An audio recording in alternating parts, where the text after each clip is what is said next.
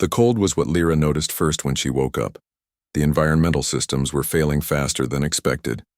She pulled her thin blanket tighter around her shoulders and looked at the small display on her wrist. The oxygen level was at 63%. Yesterday it had been at 71%. "They really want me dead," she whispered to the empty room. Lyra stood up slowly from her sleeping mat and walked to the single window of the small dome. Outside was nothing but stars and the gray, rocky surface of asteroid K9472. The dome that kept her alive was the only structure on this barren rock, placed here years ago as a temporary shelter for mining scouts. Now it was her prison, and would soon be her tomb. She touched the smooth skin of her blue-tinted face where the tribunal leader had struck her during the sentencing. The Vosek did not tolerate dissent, especially not when it came to their policies. On humans, traitor they had called her, human sympathizer, Lyra moved to the small control panel that still functioned and pressed the record button. If by some miracle someone found this place after she was gone, they should know why she died. Day 7 of exile, she began, her voice steady despite everything. "My name is Lyra, former engineer first class of the Vosek Confederation ship Dominance. I was sentenced to death by abandonment for suggesting that we seek peaceful contact with humans." She paused, gathering her thoughts. "The Vosek. High Command claims humans are dangerous, unpredictable, and violent. But I've studied their broadcasts, their art, their scientific papers. Yes, they fight among themselves, but they also show compassion I've rarely seen in my own people. They create beauty alongside their weapons." Lyra coughed. The air was getting thinner. Or perhaps it was the dust. The officials had damaged the filtration system before they left. "The Vosek are building weapons," she continued. "Many weapons. They speak of a protective strike against human colonies. But humans have never attacked us. They don't even know we exist. This isn't protection, it's conquest." She stopped the recording and walked to her small supply cabinet. Inside were packets of food, enough for perhaps 10 more days. Water for 5 if she was careful. But without functioning life support, those supplies were meaningless. The cold would take her, or the lack of oxygen. Lyra took out a food packet and mixed it with a small amount of water. The bland paste was all she had to eat, but she barely tasted it now. Her thoughts were elsewhere, wondering about the people she would never meet. After eating, she sat cross-legged on the floor and took out a small device from her pocket. It was her most treasured possession. A human music player she had modified to work with Vosek technology. A trader had sold it to her years ago, claiming it came from a salvaged human ship. Lyra didn't know if that was true, but the music it contained had changed her life. She placed the small earpieces in her pointed ears and pressed play. The sound of a human orchestra filled her head. The music swelled with emotion that brought tears to her large silver eyes. Vosek music was mathematical, precise. This was wild, full of feeling. How could her people think beings who created such beauty were only worthy of destruction? When the music ended, Lyra returned to the control panel. The environmental system was beyond repair with the tools she had, but she couldn't sit idle while death approached. Perhaps she could boost the distress beacon. The officials had disabled it, but they had done so hurriedly. There might be a way. She worked through the day, her 6-fingered hands moving over the circuits with the skill that had once made her one of the Vosek's most valued engineers. By the time the asteroid's rotation took the dome into night, she had managed to connect a small power cell from her music player to the beacon. "Work," she whispered as she activated it. A small light flickered once, twice, and then died. Not enough power, not nearly enough. Lyra slumped against the wall. The temperature in the dome had dropped several more degrees. Her breathing was becoming labored. The display on her wrist now showed oxygen at 58%. She returned to the recording device. Day 7, evening. The beacon remains non-functional. I estimate I have perhaps 6 days of air remaining. Less if the rate of system degradation increases. She paused. I wish to state again for the record that my crime was suggesting peace. I never betrayed any Vosek secrets. I never contacted humans. I simply questioned why we must destroy rather than connect. Lyra looked out at the stars again. Somewhere out there, humans were living their lives, unaware of the threat growing against them, unaware of the woman dying alone because she believed in them. If by some chance humans find this recording, she continued, know that not all Vosek wish you harm. Some of us see your potential. Some of us believe there could be friendship between our kinds. A sudden wave of dizziness made her grip the edge of the control panel. The oxygen was dropping faster now. She glanced at her wrist display. 55%. Something was wrong. The system was failing more rapidly than it should.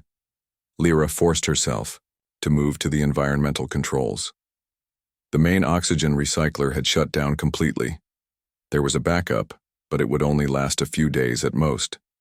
She worked frantically to reroute power, to squeeze a little more life from the failing systems. Hours passed as she tried everything her considerable knowledge could suggest. By the time she admitted defeat, her hands were shaking from cold and lack of oxygen. Day 8, she recorded. Though only a few hours had passed since her last entry. System failure accelerating. New estimate, 3 days of breathable air, possibly less. Lyra wrapped herself in all the clothing she had and lay down on her sleeping mat. She was too tired to keep working. Perhaps after rest, she would think of something new. Perhaps. As she drifted into uneasy sleep, Lyra thought she saw a light move across the stars outside her window. A ship, she thought dreamily. But that was impossible. No Vosek ship would come this way for months, and no human ship had ever been seen in this sector. No, it was just her oxygen-starved mind playing tricks. Just a dream of rescue that would never come. The light faded and Lyra closed her eyes. She was alone on this rock. She would die here, with no one to remember her except the people who had sentenced her to this fate. Her only legacy would be recordings that no one would ever hear. But even knowing this, Lyra did not regret her stand. Some things were worth dying for. The truth was one of them, and the truth, as she had come to see it, was that humans deserved a chance. Her last thought before sleep took her was simple. I wish I could have met just one of them.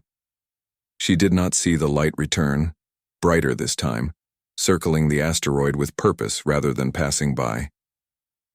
She did not hear the faint ping, as her jury-rigged beacon sent out one brief, weak signal before dying completely. She did not know that someone had heard. Captain Alan Rivera looked at the small asteroid on the main screen of the USS Horizon.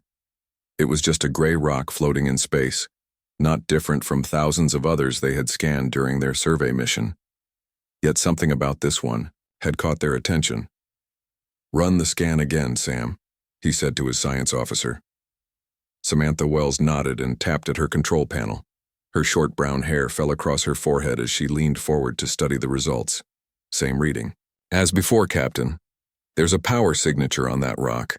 It's weak but definitely artificial. And there's a structure, some kind of dome. Alan rubbed his chin. They were at the edge of what some called disputed space. The Vosek Confederation claimed this sector, though they rarely patrolled it. Humans had never officially met the Vosek, but stories from other alien species painted them as territorial and aggressive. Any life signs? He asked. Sam adjusted the sensors. Maybe. There's something, but the readings are faint. Could be interference. From the asteroid's mineral composition. Joe Martinez, the ship's chief engineer, spoke up from his station. Captain, we're pretty far from home. This is technically Vosek space, even if they don't use it much. Your point, Joe? Alan asked, though he knew what was coming. My point is that investigating could cause a diplomatic problem. Relations with the Vosek aren't exactly friendly. Olivia Carter, who handled communications, turned in her chair. That's putting it mildly. The last 3 attempted contact missions were turned away by Vosek patrol ships. They made it clear they don't want to talk. Alan looked at the asteroid again.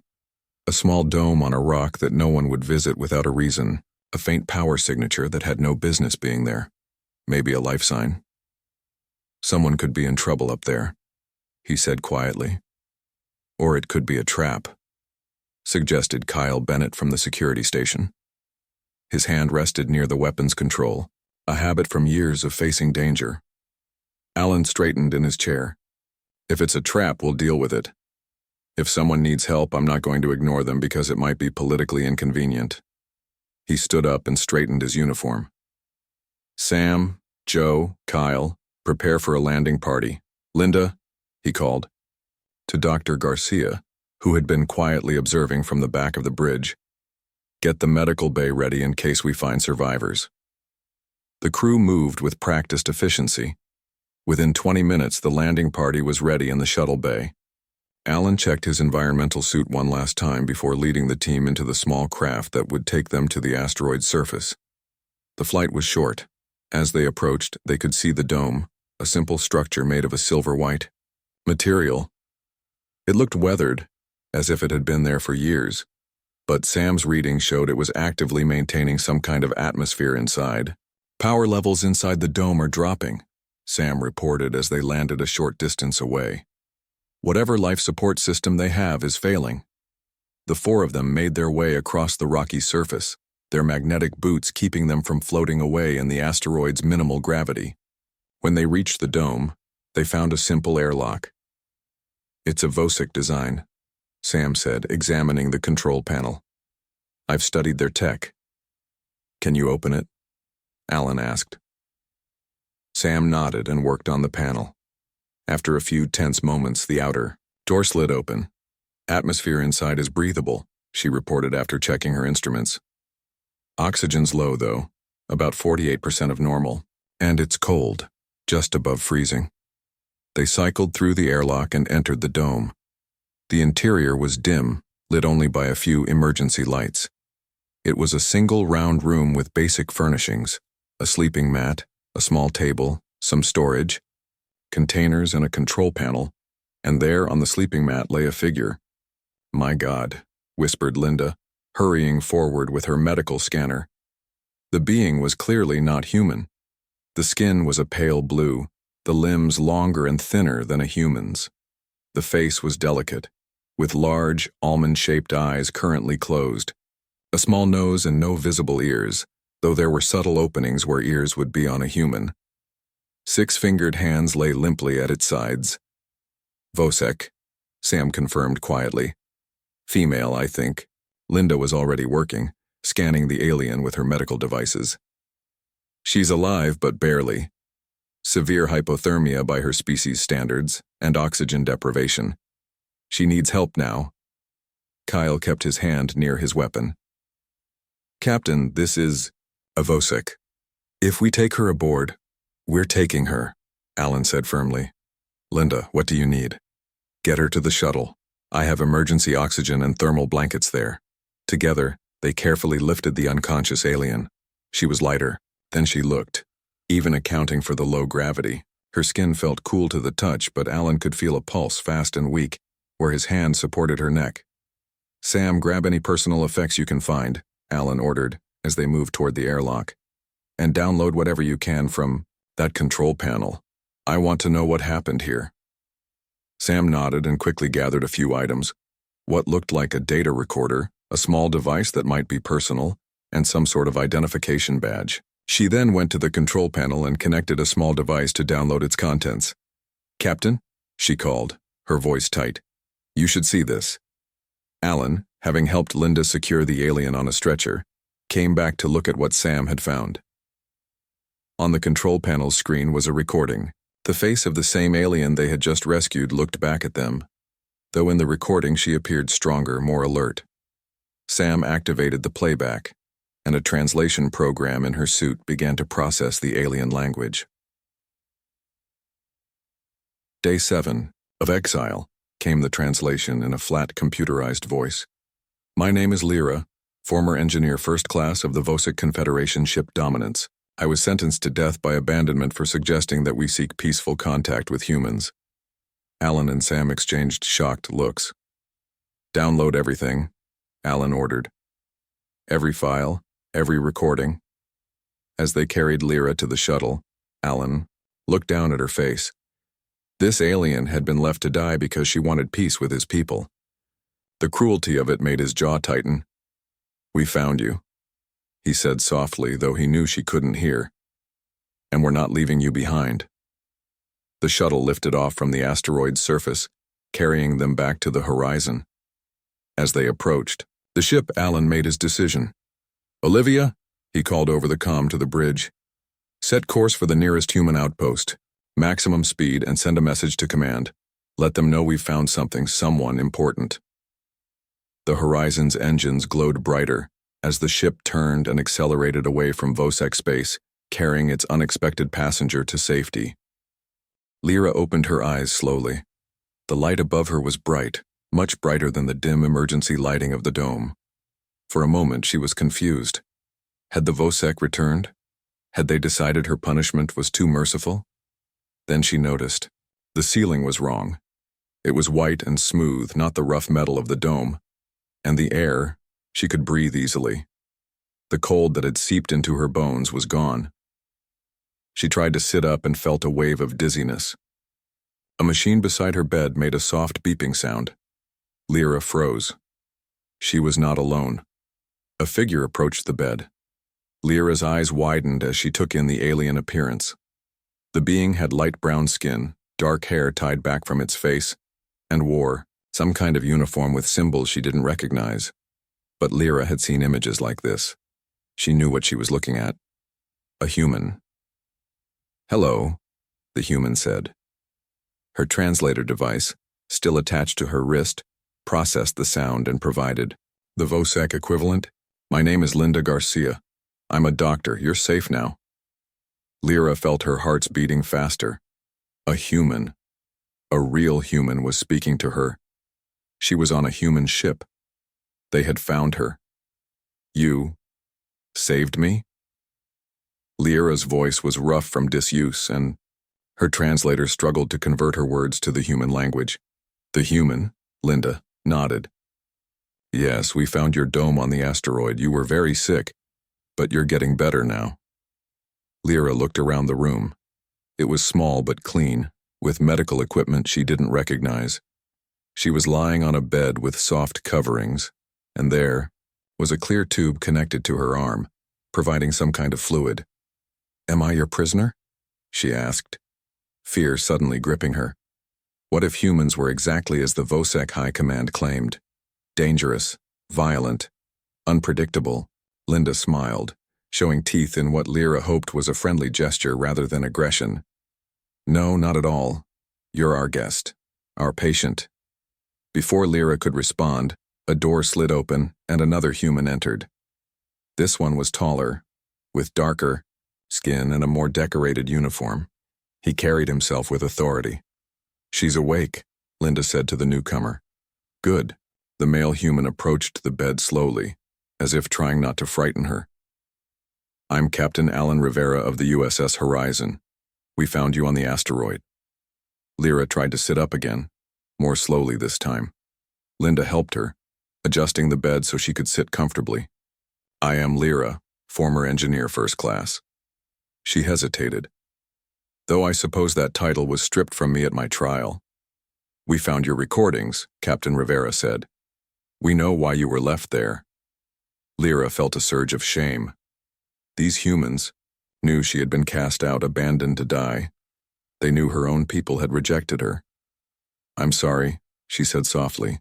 "I didn't mean to bring trouble to you. If the Vosek find out you helped me..." "We're not worried about that right now," Captain Rivera said. "We're more concerned about you getting better." Another human appeared at the door. This one was female, with short brown hair and curious eyes. She carried a small device that Lyra recognized. "My music player," Lyra said, surprised. "I thought you might want this," the new human said. "I'm Samantha Wells, science officer. Your technology is fascinating." "Is this really from a human ship?" Lyra nodded. "That's what I was told when I bought it. It plays human music." Samantha placed the device on a small table next to the bed. "We brought all your personal items from the dome." "Thank you." Lyra was shocked by the kindness. The Vosek would never have bothered with a prisoner's personal items. A fourth human entered the medical room, making it feel crowded. This one wore a different uniform and had a serious expression. "Captain, we should discuss security," the new human said, looking at Lyra with suspicion. "Kyle, this isn't the time," Captain Rivera replied. "Our guest is still recovering." Lyra looked at the one called Kyle. "You are right to be concerned. If the Vosek find out I am here, they will not be pleased. They believe humans are a threat." "And what do you believe?" Kyle asked directly. Lyra met his gaze. "I believe I was dying alone on an asteroid until humans came to save me. That tells me more than all the Vosek propaganda." This seemed to satisfy Kyle at least a little. He nodded slightly and stepped back. "We need to ask you some questions," Captain Rivera said gently. "When you're feeling better." "I will answer everything I can," Lyra promised. "But first, may I ask a question?" "Of course." "Why did you save me?" Lyra asked, the question that had been burning in her mind since she woke. "I am Vosek. Your people and mine have never had peaceful contact. Why risk helping me?" Captain Rivera looked surprised by the question. "Because you needed help. That's all the reason we needed." Lyra felt her eyes fill with tears, a reaction her species shared with humans. "That is why I spoke for your people. That is why I believed peace was possible." She looked around at the humans watching her. "Because I learned your kind would not leave someone to die, even a stranger. Even someone your leaders might call an enemy." Linda placed a gentle hand on Lyra's arm. "You should rest more, we can talk later." Lyra nodded, suddenly feeling tired again. As the humans turned to leave, she called out, "Captain Rivera." He turned back. "Yes?" "The Vosek are planning something," she said urgently. "A strike against human colonies. That is part of why I was punished, because I spoke against it." The room grew still. Captain Rivera's expression became serious. "How soon?" "I don't know exactly. But not long. Weeks, perhaps. They believe it is better to strike first, before humans become too powerful." Lyra's voice faltered. "I tried to tell them it was wrong, that we should talk instead. That's when they called me a traitor." Captain Rivera nodded grimly. "Thank you for telling us. Rest now. We'll talk more when you're stronger." The humans left except for Linda, who stayed to check the machines. Lyra leaned back against the pillows, her mind racing. She had just given information that could save human lives, but at what cost to her own people? Would this lead to war? No, she told herself. The truth was the right path. She had been sentenced to die for believing humans deserved a chance. Now she had met them, and they had proven her right. As sleep began to claim her again, Lyra felt something she hadn't expected to feel ever again. Hope. Hope that perhaps, through her, humans and Vosek might find understanding instead of war. Hope that her exile and near death might serve some greater purpose after all. With that thought warming her hearts, Lyra drifted back to sleep aboard the human ship that had saved her life. The alarm sounded throughout the USS Horizon, its sharp tone breaking the relative quiet of the ship. Captain Alan Rivera was in his quarters reviewing Lyra's recorded testimony when the call came through. "Captain, to the bridge." Olivia's voice came over the comm system. "We've detected a Vosek ship on long-range scanners." Alan quickly made his way to the bridge, his mind racing. They were still 2 days from the nearest human outpost. If the Vosek ship spotted them with Lyra on board, there could be serious trouble. The bridge crew was already at their stations when he arrived. Olivia looked up from communications. "Vosek patrol vessel," she reported. "They've changed course. They're heading toward us."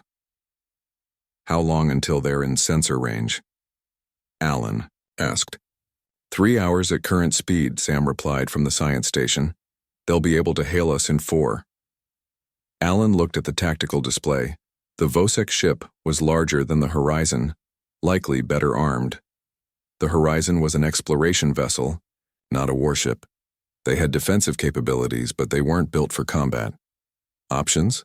he asked. Joe spoke up from engineering. "We could try to outrun them. The Horizon is fast. They'd still catch us before we reach the outpost," Sam pointed out. There's an asteroid field about 6 hours from our position, Kyle suggested from tactical. Dense enough to hide in if we're careful. Alan nodded. Set course for the asteroid field, maximum speed. As the ship changed direction, Alan turned to Olivia. Get Lyra to the bridge, we need her insight. Lyra arrived a few minutes later, looking much stronger than when they'd first found her. She wore a simple human jumpsuit that Linda had given her blue skin contrasting with the dark fabric. A Vosek ship is following us, Alan told her without preamble. What can you tell us about their capabilities? Lyra moved to the tactical display, studying it carefully. It's a Sentinel-class patrol vessel. Fast, well-armed. They have energy weapons that can disrupt your shields and engines. How do you know so much about their ships? Kyle asked, suspicion in his voice. I helped design their propulsion systems, Lyra said simply. I was a good engineer before I was a traitor. Alan gestured to the display. We're heading for this asteroid field. Can we hide from their sensors there? Lyra considered this. Perhaps. Vosek sensors have trouble with certain mineral compositions. If the asteroids contain enough iron and neodymium, they might mask your energy signature. The field is rich in heavy metals, Sam confirmed, checking her readings. Then we have a chance, Lyra said. But you should know they won't give up easily. If they suspect you have me, they will pursue you. Why would they care so much about one exiled engineer? Joe asked. Lyra's expression darkened. Because I know too much about their military plans, and because my public trial was meant as a warning to others. If I survive, it weakens their message. And if humans helped you survive, Alan added, understanding dawning. It confirms everything they've been saying about us interfering in their affairs. Yes, Lyra agreed, though the interference they fear is not rescue missions, but resistance to their expansion. The ship shuddered slightly as it accelerated to maximum speed. Joe moved to his engineering station, monitoring the engines. Captain, he called out, Lyra might be able to help us modify our shields. If she knows Vosek weapon systems. Alan looked at Lyra. Would you be willing to help us? Of course, she said without hesitation. I would not be alive if not for you.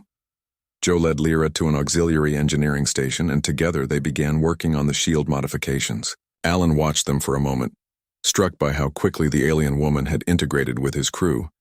There was no hesitation in their interaction, no fear or distrust, just two engineers working together to solve a problem. Captain, Olivia called. The Vosek ship is increasing speed. They'll be in communication range in 3 hours.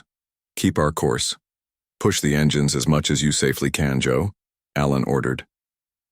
The next 2 hours passed in tense preparation. Lyra and Joe managed to reconfigure the shields to better withstand Vosek weapons. Sam continued to scan the asteroid field ahead, mapping the safest route. Kyle prepared the ship's defensive systems, hoping they wouldn't be needed.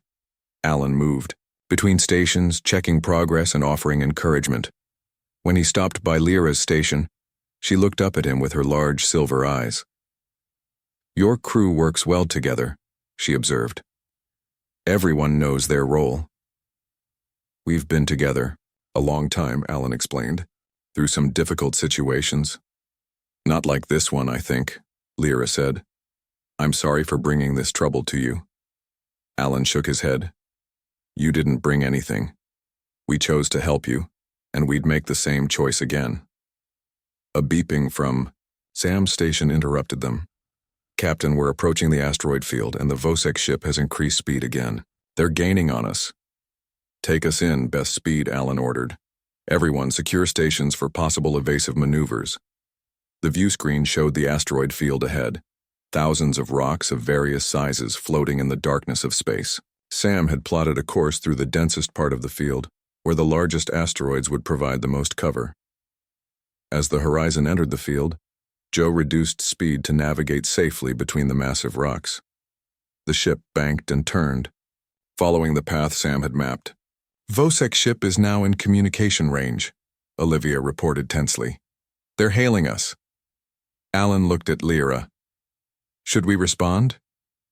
They already know you're here, she said.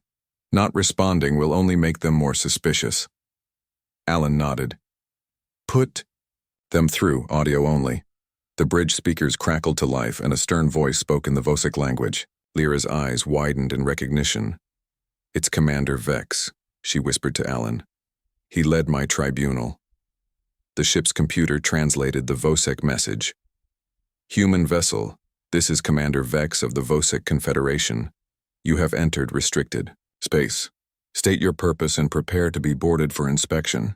Alan straightened his uniform. This is Captain Alan Rivera of the USS Horizon. We are on a routine survey mission, and were not aware this sector was restricted.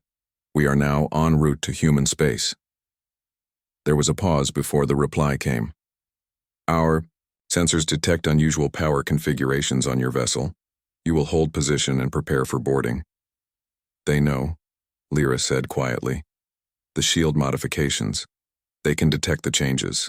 Lyra, Alan said, making a quick decision. Would you be willing to speak to them?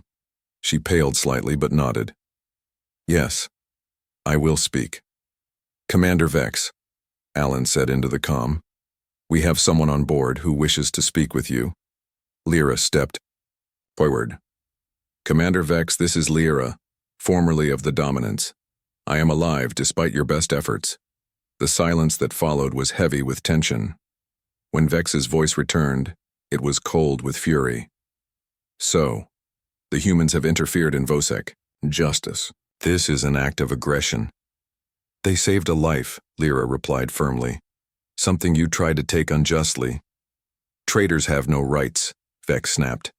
Human vessel, surrender the criminal Lyra immediately, or face the consequences.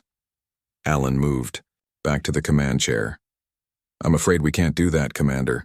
Lyra is under our protection now. Then you have made your choice, Vex said. Prepare to be fired upon. The communication cut off. Kyle immediately reported, Vosek ship is arming weapons. They'll be in firing range in 2 minutes. Take us deeper into the asteroid field, Alan ordered. Let's use these rocks to our advantage. The Horizon plunged further into the dense field, weaving between asteroids at dangerous speeds. Behind them, the Vosek ship followed, its larger size making it more difficult to maneuver. They're firing, Kyle shouted as energy beams lanced through space toward them. The ship rocked as one beam grazed their shields. Lyra grabbed a console to steady herself, her face set with determination. Whatever happened next, she would face it alongside these humans who had risked everything to save her. The USS Horizon shook as another energy beam struck its shields. Captain Alan Rivera gripped the arms of his command chair as the lights flickered. Shield status, he called out. Holding at 63%, Joe reported from engineering. The modifications are working, but they won't last forever. The ship banked sharply to avoid a large asteroid, then dove beneath another. On the view screen, they could see the Vosek vessel following them, firing whenever it had a clear shot. Can't outrun them forever, Kyle said grimly. Eventually we'll make a mistake or run out of shield power. Lyra, who had been studying the sensor readings from an auxiliary station, suddenly looked up. Captain, there's something ahead. A disturbance in space. Sam quickly confirmed this. She's right. Some kind of spatial anomaly about 10 minutes ahead at our current speed. What kind of anomaly? Alan asked. It's similar to what we call a slipstream, Sam explained. A natural faster-than-light corridor. We've studied them before but never tried to use one with the Horizon. Could we? Alan asked, a plan forming in his mind. Sam hesitated. Theoretically, yes. But it would be risky. The ship wasn't designed for that kind of travel. The Vosek call them light roads, Lyra added. Their larger warships sometimes use them, but a patrol vessel like the one behind us wouldn't risk it. Another hit rocked the ship. Shields at 51%, Joe reported. Alan made his decision. Sam, plot a course for the slipstream. Joe, prepare the engines for faster-than-light entry. Captain, Joe protested, we don't know if the ship can handle it. We know we can't handle much more of this, Alan replied firmly. Sometimes you have to take a chance. Lyra moved to Joe's station. I can help. I've studied these phenomena. Together, they began the complex calculations needed to safely enter the slipstream. Sam guided the ship toward the anomaly while Kyle used what weapons they had to destroy smaller asteroids in their path, clearing a route. "Commander Vex is hailing us again," Olivia reported. "Put him through," Alan ordered. "You cannot escape, human ship," Vex's voice came through clearly. "Surrender the traitor Lyra, and we will allow you to proceed unharmed." "You fired on us without provocation," Alan replied. "We have no reason to trust your word." "This is your final warning," Vex threatened. "The next hit will not be so gentle." Alan cut the communication. "How much longer to the slipstream?" "5 minutes," Sam answered. "But there's a problem. The entry point is narrow, surrounded by dense asteroid clusters. We'll need precise timing to get through. And the Vosek ship is charging some kind of heavy weapon," Kyle added. "My guess is they're done playing nice." Lyra looked up from her work with Joe. "It's an ion disruptor. It will disable your engines completely if it hits." "How long until they can fire?" Alan asked. 2 minutes, maybe less, Lyra estimated. Alan considered their options. They couldn't outrun the weapon, and their shields might not withstand a direct hit. "We need a distraction," he decided. "Kyle, target that large asteroid to our port side. Use all available weapons." Kyle did as ordered, and the Horizon's weapons blazed, striking the massive rock. It exploded in a shower of debris, temporarily obscuring them from the Vosek ship's sensors. "Now full speed toward the slipstream," Alan commanded. The ship surged forward, weaving through the asteroid field with dangerous speed. Behind them, the Vosek ship faltered momentarily, then continued pursuit. "They've fired the disruptor," Kyle warned. "Evasive maneuvers," Alan ordered. The Horizon rolled to starboard, narrowly avoiding the blue-white energy beam. It struck an asteroid instead, causing it to break apart instantly. "Slipstream entry in 30 seconds, Sam reported tensely. The anomaly was visible. Now on the view screen, a swirling distortion in space like a tunnel of light opening before them. The ship vibrated as they approached. "Structural integrity is holding, but just barely," Joe reported. "This is going to be rough." "Everyone, secure yourselves," Alan ordered. "This ride won't be smooth." The crew strapped themselves into their stations. Lyra, who had no formal station, quickly secured herself next to Joe in engineering. "Vosek ship is firing again," Kyle warned. 10 seconds to entry," Sam called out. The Horizon rocked violently as another energy beam struck its shields. Warning lights flashed across every console. "Shields down to 28%, Joe reported. 5 seconds, Sam counted down. 4, 3, 2, 1. The ship plunged into the slipstream. Instantly, everything around them became a blur of light and color. The ship shuddered and groaned, metal straining against forces it wasn't designed to endure. "Hull integrity is failing on Deck 3, Joe shouted over the noise. "Rerouting power to structural supports." "Engine temperature critical," Sam added. "We can't stay in here long." Alan held tight to his chair as the ship bucked and twisted. "How long until we exit?" "At this speed, about 60 seconds, Sam answered. "But I don't know where we'll come out. The slipstream is unpredictable." Those 60 seconds felt like hours. Warning alarms blared from every station. The lights flickered and dimmed as power was diverted to the engines and structural integrity field. Lyra worked frantically with Joe, her 6-fingered hands flying over the controls with practiced ease. Together, they managed to keep the engines from overloading and the hull from tearing apart. 10 seconds to exit, Sam called out. "Brace for deceleration." The ship lurched violently as it burst out of the slipstream. The view screen cleared to show normal space again, and directly ahead, the unmistakable outline of a human space station. "Where are we?" Alan asked in amazement. Sam checked her instruments. We're at the Gamma outpost. We traveled over 2 days' journey in just over a minute." "The Vosek ship?" Kyle asked, checking the sensors. "No sign of pursuit," Sam confirmed. "They either chose not to follow us or couldn't enter the slipstream." A cheer went up from the crew. Joe clapped Lyra on the shoulder and she smiled, a gesture she had learned from watching the humans. "Gamma outpost is hailing us," Olivia reported. They're asking for identification. Tell them it's the USS Horizon, Alan said. And we have a very important guest on board. As they approached the station, Alan turned to Lyra. What happens now is up to you. You can seek asylum among humans. We'll protect you. Lyra looked thoughtful. My information about the Vosek plans could help prevent war. And perhaps there are others among my people who think as I do, who want peace instead of conflict. You think there might be a chance for real understanding between our species? Alan asked. There is always a chance, Lyra said. Look what happened when your ship found one abandoned alien on a distant asteroid. You didn't see an enemy. You saw someone who needed help. As the Horizon docked with the space station, Lyra stood on the bridge beside the humans who had saved her life. Against all odds, against the expectations of her own people, she had found not just rescue, but friendship among a species she had only defended in theory. She had been abandoned to die. Instead, she had been given a new life, a new purpose, to be a bridge between two worlds that had never truly known each other. Thank you, she said simply to Captain Rivera. For everything. Alan smiled. That's what humans do. We help when we can, even strangers, even those we're told to fear. Together they walked toward the airlock, toward the future that neither of them could have imagined just a few short days ago, a future where peace might be possible after all.